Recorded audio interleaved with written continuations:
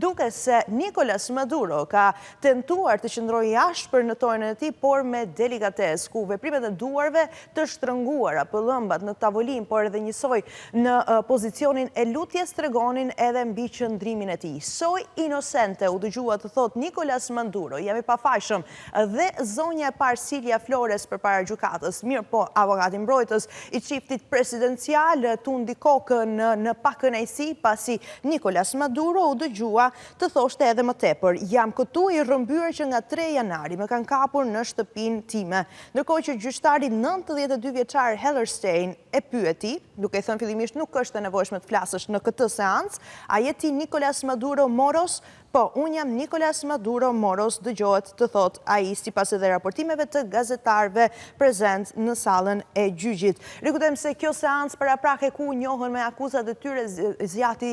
rreth 30 minuta dhe më pas Maduro me bashortën e tij Silja Flores u dërguan sërish drejt paraburgimit të Brooklynit, paraburgimit famkeq të Brooklynit që tashmë është shtëpia e disa liderëve të ndryshëm, ndërkombëtar, por edhe personazheve publik që janë akuzuar për një sër aktesh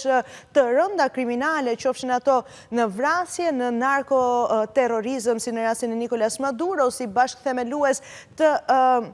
karteleve të drogës